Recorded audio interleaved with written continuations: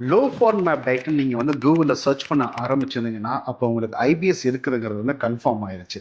இந்த low format டயட்டுங்கிறது வந்து world வைடா அக்செப்டட் வந்து ஒரு டயட் ஸ்ட்ராட்டஜி தான் ஃபார் ஐபிஎஸ் பீப்புள்.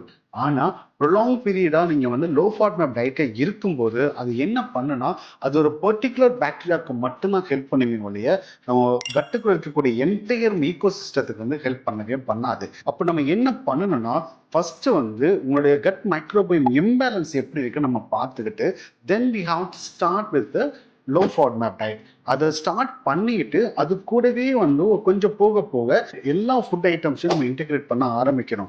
அப்பதான் அந்த இருக்கக்கூடிய டைவர்சிட்டியை வந்து உங்களுக்கு கம்ப்ளீட்டா வந்து இம்ப்ரூவ் ஆக ஆரம்பிக்கும். ஸோ அதைத்தான் நாங்க என்ன சொல்லுவோம்னா பர்சனலைஸ் டார்கெட்டட் டயட் நம்ம சொல்லுவோம். ஸோ நீங்க லோ ஃபார்மேட்ல ஆரம்பிச்சு பர்சனலைஸ் டார்கெட்டட் டயட்டுக்கு நீங்க போனா மட்டும்தான் இந்த ப்ராப்ளத்துக்கு உங்களுக்கு சொல்யூஷன் கிடைக்கும். இல்ல லோ ஃபார்மேட் டயட்லயே நீங்க ஸ்டிக் ஆயிட்டு இருந்தீங்கன்னா அது ஒரு சர்டன் குரூப் ஆஃப் பாக்டீரியாக்கு மட்டும்தான் ஹெல்ப் பண்ணுவீங்க ஒழிய நாட் த என்டையர் கட் ஈகோ சிஸ்டத்துக்கு ஹெல்ப் பண்ணாது. ஸோ உங்களோட கட்டோட லேயரோட ஹெல்த் வந்து உங்களுக்கு குறைய ஆரம்பிக்கும். உங்களுக்கு வந்து மென்டல் ஹெல்த், அதாவது ஸ்ட்ரெஸ், ஆன்சைட்டி, டிப்ரெஷன், இது எல்லாமே வந்து ப்ரொலாங் பீரியட்ல ஆன்செட் ஆக ஆரம்பிக்கும்.